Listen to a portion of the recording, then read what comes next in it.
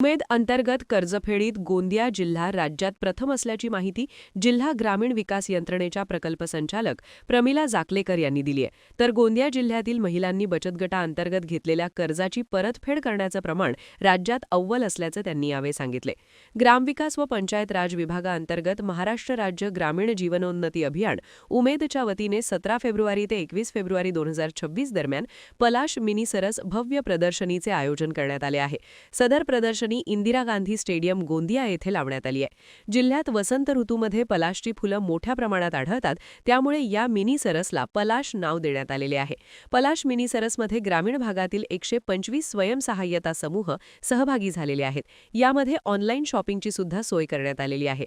पलाश जे गोंदिया जिल्ह्याचे एक मुख्य आकर्षण आहे। त्या पलाशचं ब्रँडिंग करण्याच्या उद्देशाने आम्ही पलाश असं नामकरण या ब्रँडचं आमच्या उमेदच्या केलेलं आहे। आणि उमेदतर्फे जवळपास महिला बचत गटांनी उत्पादित केलेल्या वस्तूंना बाजारपेठ उपलब्ध व्हावी या अनुषंगाने जवळपास 125 बचत गट या प्रदर्शनामध्ये सहभागी झालेले आहेत। आणि त्याशिवाय इतरही अनेक गट आहेत की ज्यांचे वस्तू आपण इथे प्रदर्शनाच्या माध्यमातून विक्रीसाठी इथे ठेवण्यात आलेले आहे। वैयक्तिक उद्योगांच्यासाठी असेल किंवा कर्ज घेण्याचं जे काही प्रमाण आहे ते गोंदियात अधिक असलं तरी सुद्धा कर्ज परतफेडीचं जे प्रमाण आहे, NPAचं प्रमाण जे आहे ते गोंदिया जिल्ह्याचं राज्यात आपण अव्वल क्रमांकावर आहोत।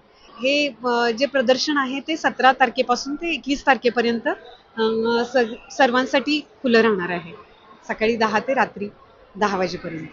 त्याशिवाय इथे महिला बचत गटांनी उत्पादित केलेल्या सर्व वस्तू तर आहेतच, त्याशिवाय इथले जे ग्रामीण भागातले जे परंपरागत जे पदार्थ आहेत, मग त्यामध्ये शाकाहारी, मांसाहारी, त्याशिवाय इथले स्थानिक जे पदार्थ आहेत त्या सुद्धा पदार्थांची विक्री महिला बचत गटाच्या माध्यमातूनच केलेली आहे।